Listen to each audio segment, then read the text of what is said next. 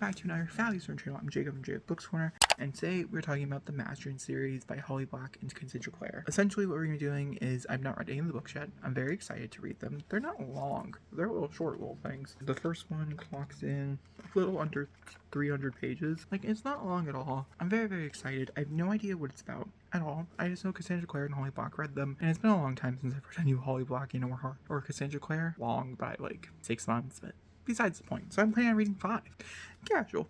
And the way it works is that it will be a spoilery talk for each and every one. When I read the first one and we come down to sit down, because you're going to be sit down conversations, so we're going to have, it's not vlogging, I'm not going to have check-ins or updates. If there's any type of vlog in it, it's going to be like reactions, like if a character dies or something. I don't know what's going to happen here. These are written for like, I think it's like 10 to like 13-year-olds, I think. So there could be death. I don't know. We'll find out together. I don't know how dark the stories go or anything like that. And I'm curious to see if I don't like their books as they're not dark. Because for instance, Holly Black, I tried her other series. I think she co-wrote with somebody else, Violet Chronicles, and I didn't like those because they were too little childish for me. These are a bit older than those though, so maybe we're good. I don't know. So there'll be a non-spoiler review to start off the series, and there'll be chapter titles linked down below in case you just want to jump around. I understand. And then we'll do spoilers for every book. So we'll do a non-spoilery section and then a full spoilery section for the Iron Trials, and then for the other 5 books, or the other 4 books in the series, spoiler review, dedicated books sections, and at the very end, I'll do a non-spoiler review of how my final official thoughts are, rank the books, if I recommend the series or not. So if you want to read the series and you don't want any spoilers whatsoever, that might be the section I recommend first, and then coming through and reading them with me. I don't know. It's all going to happen in this one video though. I'm hoping for it not to be a long video.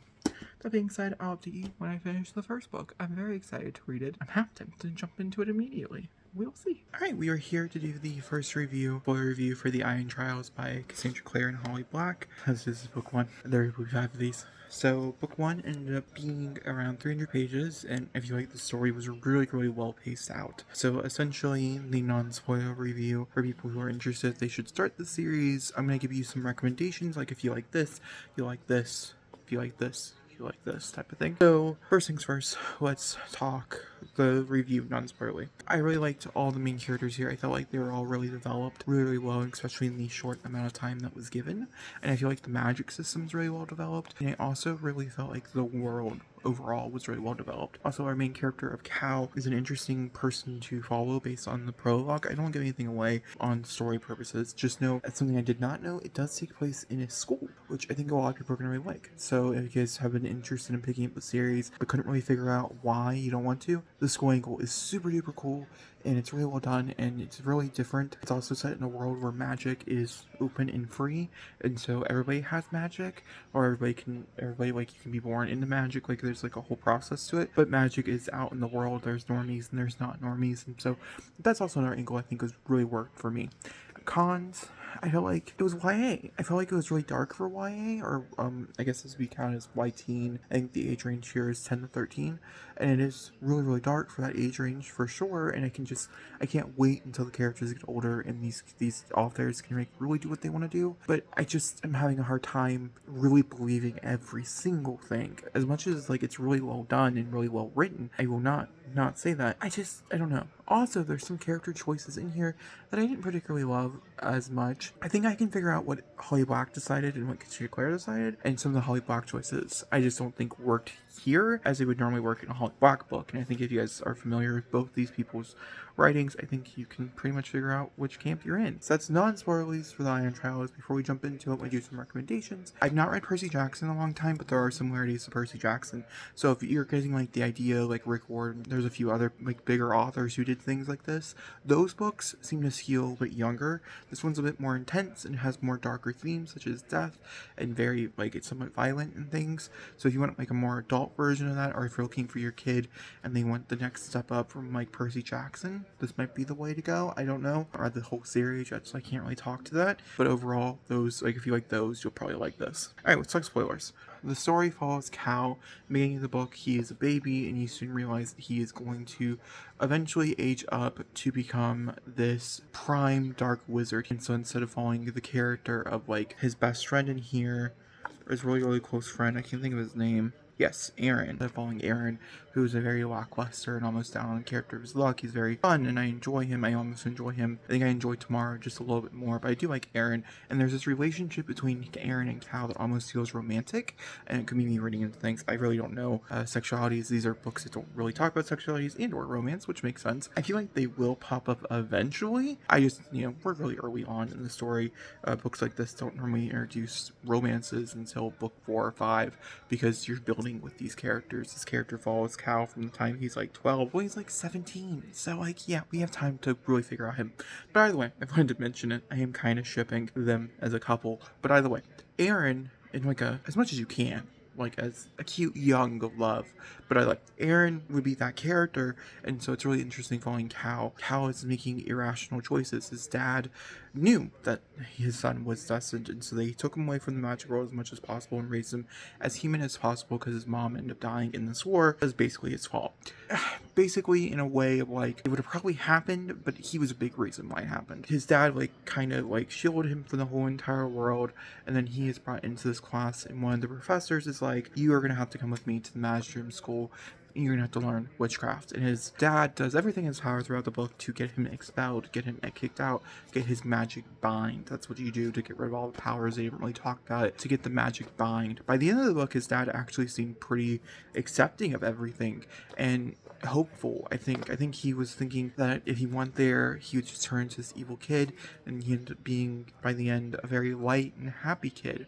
Getting a little distracted. They start to learn magic, which is really, really cool, and it's a lot of them going back and forth. It's a lot of drama between classmates and things, and then eventually the story does pick up about halfway through when we find out Aaron is this chaos-wielding magic user that the magisterium hasn't had in a long time, but they had a feeling was going to pop up eventually.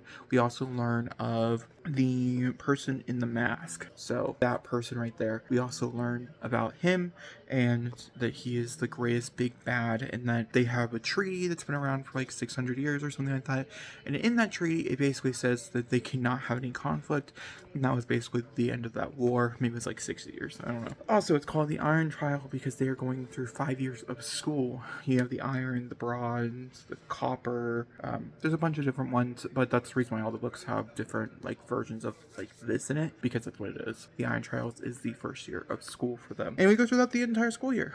Christmas, whole 9 yards, which is really great. Our main other characters around him, we have, like I said, Aaron, who ends up being this chaos wielder. And then we have Tamara, who's the very smart one, but her parents are super in line with the court and the government of this world, and she wants to be like her sister, who was super duper smart and who graduated with all aces and was one of the best mages coming out of the school. And by the end, she realizes that she doesn't have to do that. She can be whoever she wants to be, even if that's someone who steals a great chaos wolf who's supposed to murder everybody, who ends up being this cute little thing called Havoc, which is something that they obviously end up doing. By the end of the story, Aaron ends up getting stolen by another boy who ends up being kind of weird throughout the whole thing, and I had a feeling he was pretty bad. I think his name is Drew or something out of those lines. He ends up getting taken into this old abandoned bowling park away from the school and hanged up against these elementals that can suck the magic from you. In the beginning of the book, we learn about an elemental. It's a fire elemental, and essentially he says in this little section, or one would fail, one would die, and one would pass. None of those fates have come around, but Aaron almost did die. Tamara would definitely be the one that would pass, and we would all assume that Cal would be the one that would fail. So we will see if any of those predictions come true throughout the series. But by the way, he ends up falling into cahoots with this man. Callum does at the very end of the book, and we soon learn that the character who I was not sure about the whole book is actually this person's son, and he ends up dying. He ends up being part of this wrath of this elemental, and then he apologizes to him as if he is already master.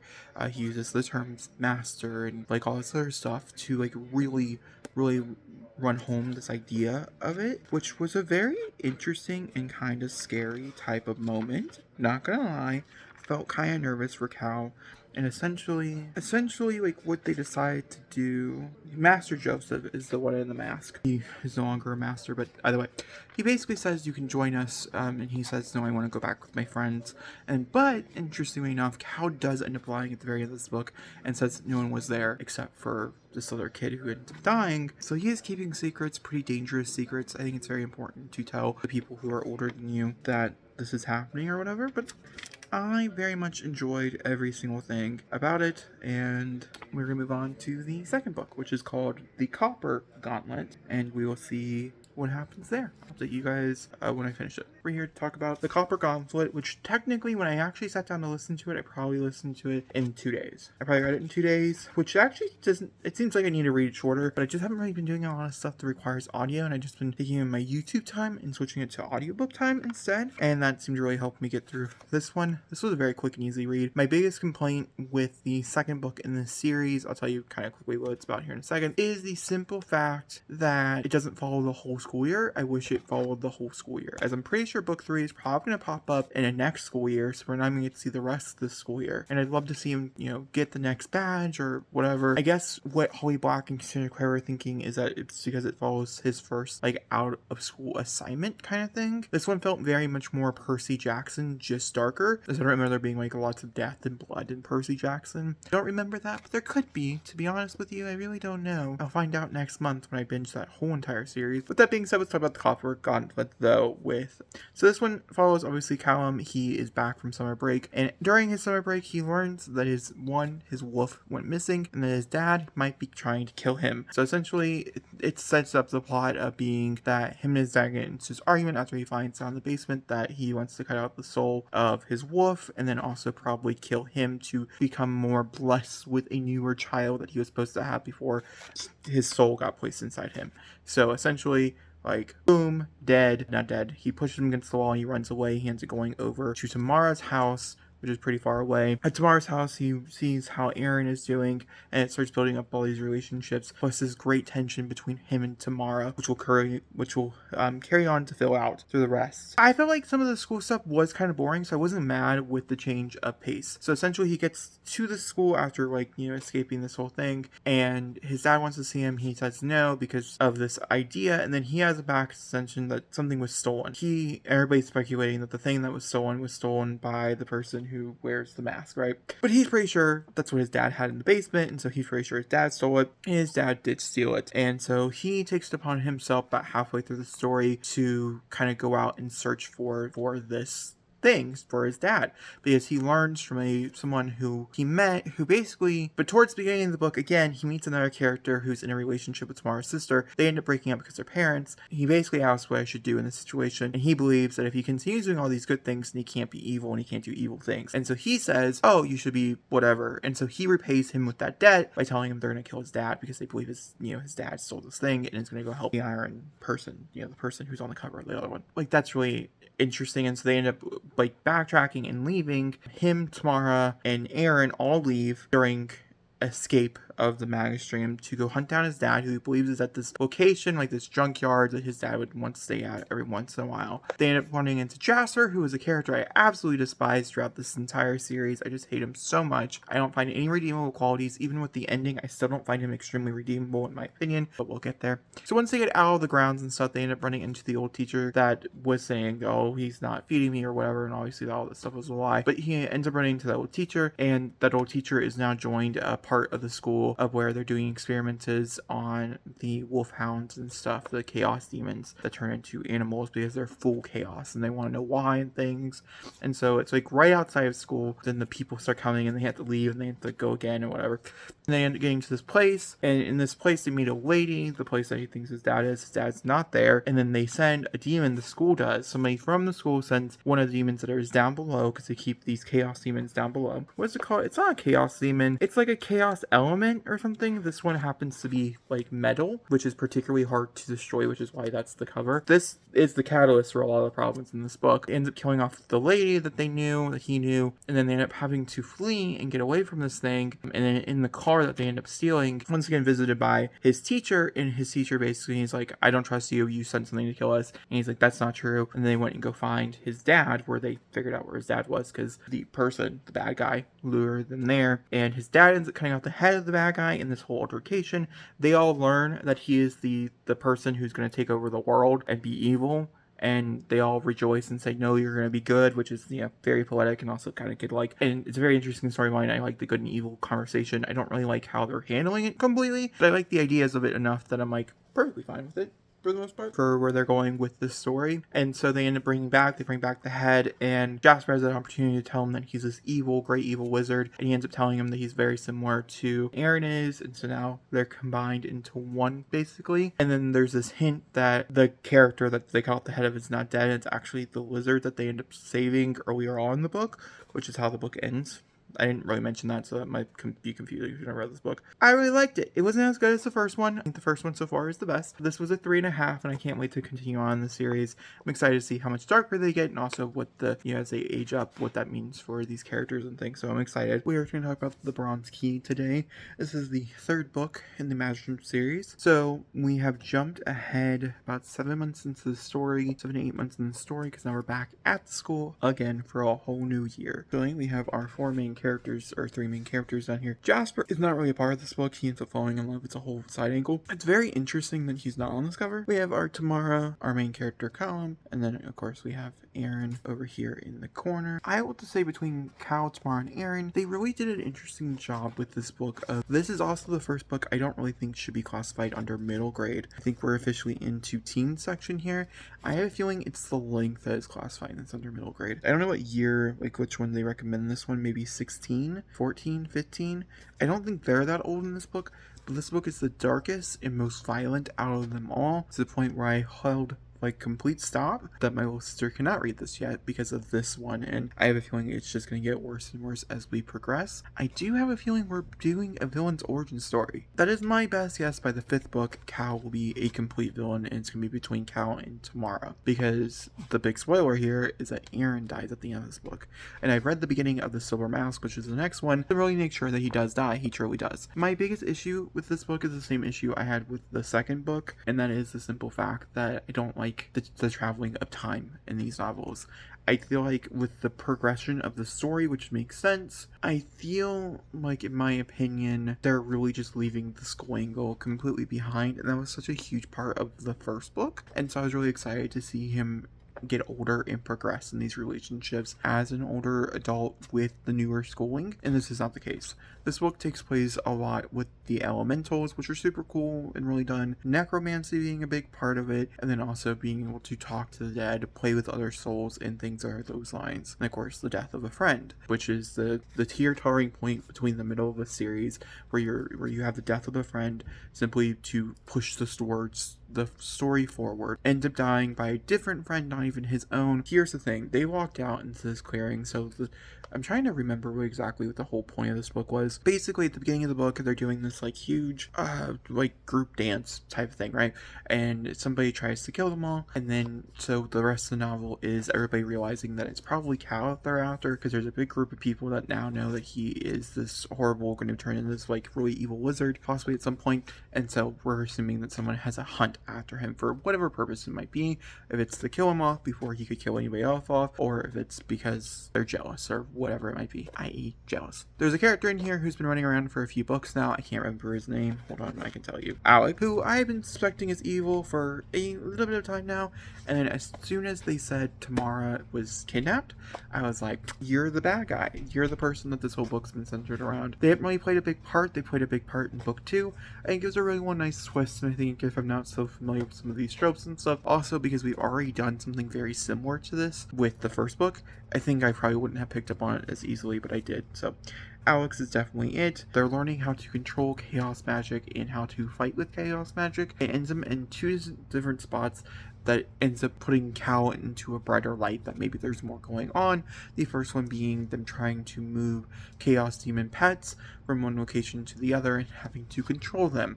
The only people who can control them are the bad guys. So it's a pretty big suspicion. And then the second one obviously being they end up going to interrogate someone who you have to dive into their soul, and he has to use a bit more chaos magic than necessary and doing something only the original magisterium did, and that is control their soul to the point of where they're basically a puppet for them. And he didn't realize that's what he was doing, but he made this person, and then the older person was like, oh my god, it's you, whatever, type of thing. And then she tells everybody once Aaron is dead, and she declares that he killed him because of all these things, and now the whole school thinks he killed him. It's actually Tamara who killed him, but that's besides the point, kinda ish. It's like a mixture between Tamara and Alex who killed Aaron, but that's besides the point.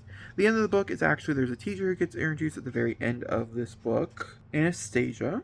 is a teacher who gets introduced in this book. Well, it's not like a teacher. She's like someone who comes in to help them. She's controlling elementals and things. There's a big part that surrounds her character in particular, and it's revealed that she is the original mom of the two people, the one who went evil and who went mad, and so technically it's his birth mom, I guess, in a way, like in a weird way. That has not, I will tell you this much, played into any part of the next book so far yet, but I'm sure it will. There's like a mention of it because now we're going through Secrets and Lies again. Also, very interesting, this whole book was about relationships and building relationships, romantic relationships. The first two books are pretty solid with no romantic relationships, me shipping a few different people, but nothing super grand. This book is all about romantic relationships. Part of the reason like Jasper is not a part of most of this book is because he's dating Celia and they're like together to 24/7. It's like a whole thing. Okay, we soon learned that Cal, who I thought maybe would end up with Aaron, but it is not, it's fine, likes Tamara and is very big fans of Tamara.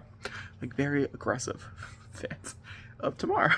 And by the end of this book, we soon learn that she is also having aggressive feelings. He doesn't understand that. I don't think it's really picked up on, but I could understand it. I was like, yeah, dude, she totally murdered her best friend for you. That's what happened, because she's in love with you. Duh. So I'm really curious to see as we move into the Silver Mask. As we move into the Silver Mask, which I have no idea what it's about, I want to know if Aaron's really dead or if they're just trying to keep it from him so he doesn't freak out.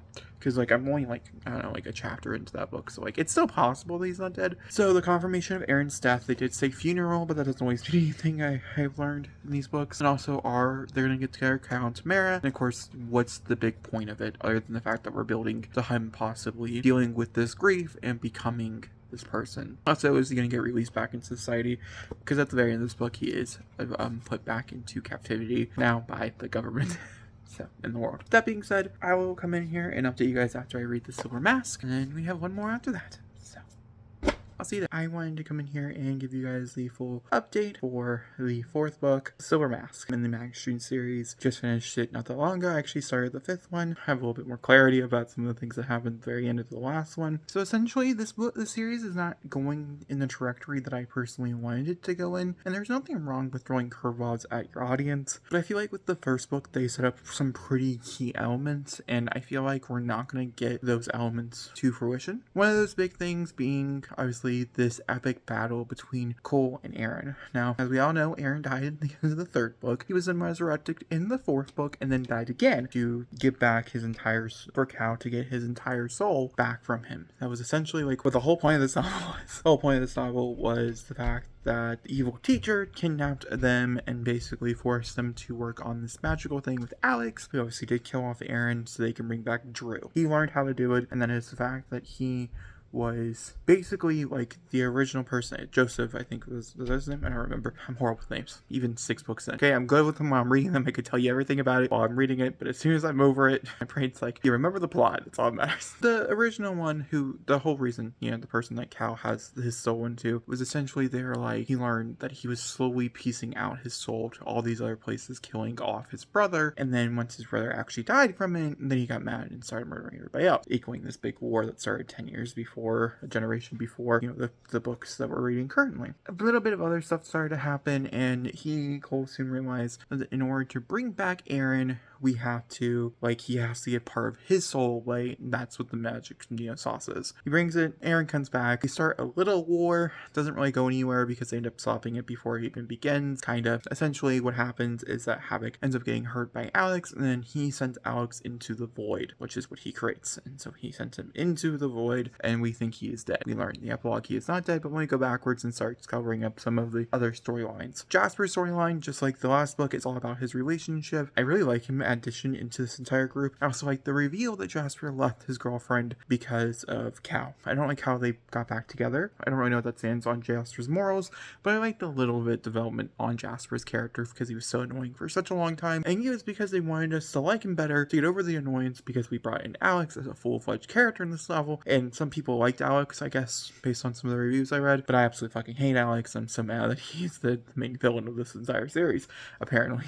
so annoying. It's fine. It is what it is, right? So that was Jasper. And Tamara's storyline was getting Aaron and Tamara realizing that they have concrete feelings for each other. They become boyfriend and girlfriend. They kiss several times throughout the novel. It was really cute. It was really sweet. The romance itself is extremely sweet, and I like the build-up of it. I think the build-up was really nice, and I think it was a good amount of a build-up, especially because in my brain, now that Aaron is pretty much in Callum's head, it's like almost sort of like a Polynarus relationship in a way, because like they're the same person, I guess. I don't know. It's a bit weird, but it's kind of cool. I kind of like it. Aaron's whole plotline is coming back from life and figuring out what that means and how that looks and if it's worth it or not. Yeah, he realizes it's not worth it and that he'd rather be dead, but not dead because his soul is still walking the earth, because he can still talk to Cal whenever he wants to, even when the time is not right. So necromancy is a great subject matter. I'm learning, I don't know how much Holly Black likes it, but Cassandra Clare truly loves necromancy. It's a big part of a lot of her books, especially around the time this book was written, when I looked it up and stuff. A very big plot point in a lot of her books. Still going forward in the Shadowhunters, it's a big plot point. It's fun. I like it. I'm not mad about it. Alex as a character was really, really annoying.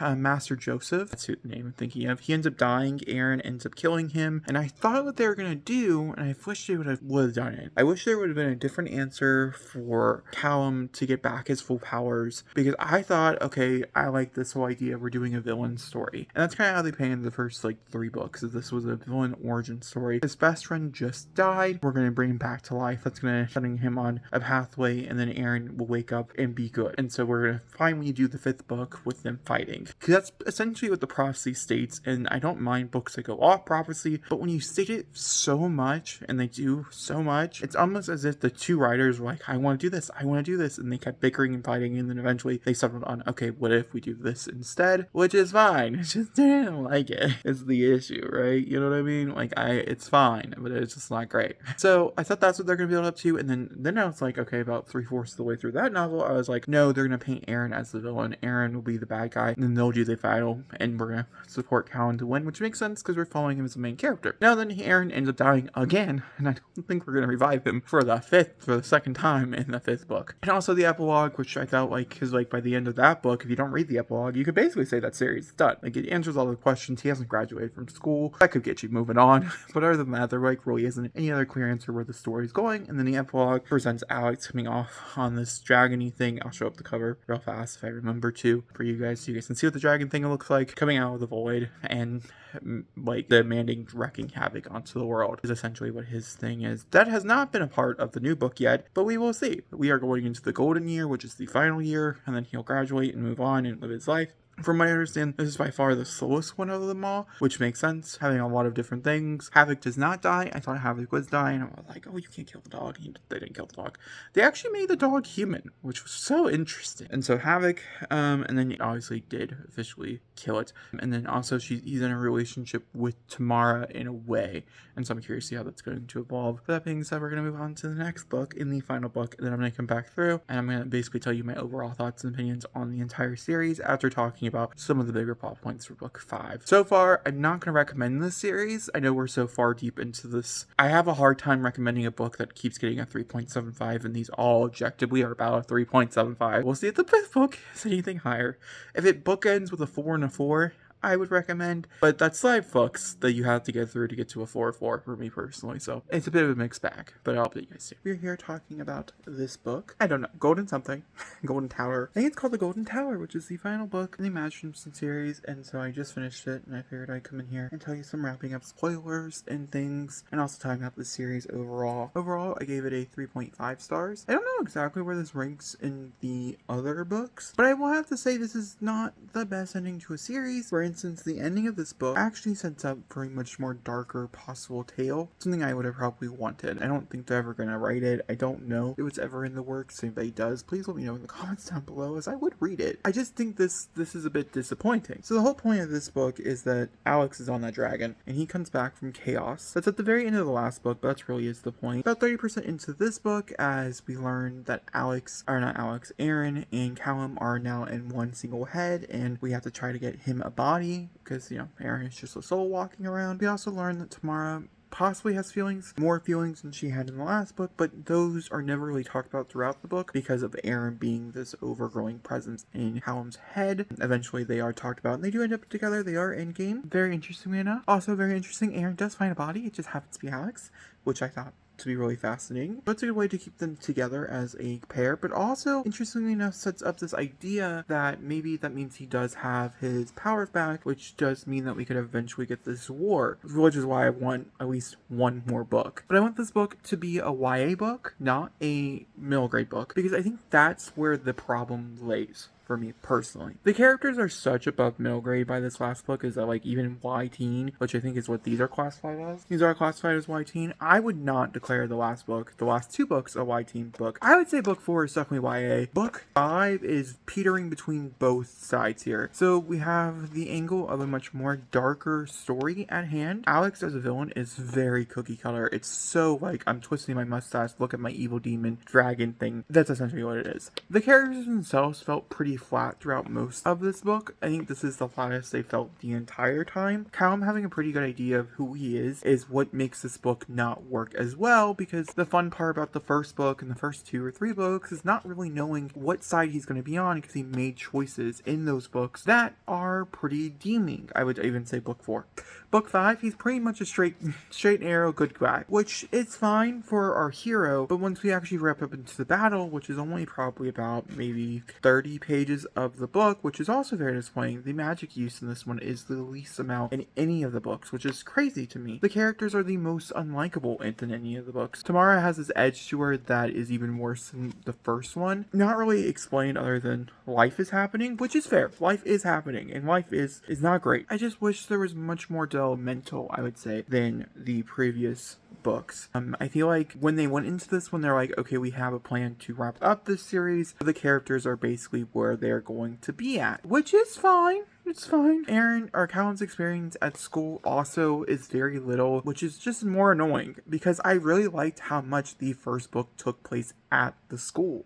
I liked learning about everything. I liked going through the entire year with them. This book, once again, I don't think goes through the entire year, probably goes through the first like 3 or 4 months. The most shocking thing about this is that his dad dies and turns into an elemental. That is the most shocking thing. Everything else is pretty much cookie cutter by the books. Did not see that one coming. That's the only one I didn't see coming. Just like Jasper's dad being evil in the last book, didn't see that one coming. Those are the 2 things that shock me. Tamara's sister, her other sister, I'm pretty sure does die at the end of this book, which is quite sad, but she doesn't, in revenge, which is always nice. But overall, it was a 3.5. Very disappointing. The series were an average of like a 3.25 or something like that. So like, would I recommend? Of course I would recommend. I'm happy I read them. They're Cassandra Clare. I like Holly Black's writing to a consent, but I could figure out which one. To me personally, I could find a difference between the 2 writings. They didn't mesh as well together as some writings of some other co-authors I've read before. But overall, this was a very fun series. I know I'm not the target audience. Obviously, this was written for, I would say, probably between like 10 to 12-year-olds. I think was probably the age range they're going to, maybe 10 to 14-year-olds, based on the books and stuff. So I'm not the target,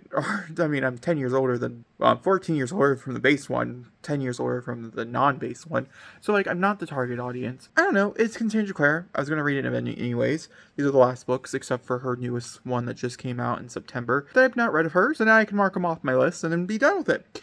And I wanted to document the process. So we're here. Let me know if you guys like this video, if you guys like how I did the video. I'm having a few more, like quite a few more videos coming out like this very similar idea where I read the whole book, come in, and I just summarize everything, and like we talk about that way, my opinions and stuff, and it's not so much like a summary, but it's more like, this is how I thought about this, but with spoilers. That's how a lot of the rest of some of the videos coming out for the rest of the year are like. So let me know if you like this style and you want me to continue this style into 2024. Also, I saw some people doing non-spoiler reviews for the entire series, where they'll go through and they'll talk about the books in a non-spoilery fashion. At the very end in this wrap-up, they'll talk about the most spoiling things. My thing is, I do like 5 or 6 books in these videos. I think if you're reading a series of 3, I think I could probably do that. But 5 or 6 books, I want us to talk spoilers. Let me know guys' thoughts and opinions on how you like spoilers in your videos, because that's really important for me to know. But that being said, thank you guys so much for watching. Yeah, you read the series? Did you like the series? What did you think? Which one was your favorite? And I'll talk to you guys next time. Thank you for watching, and goodbye.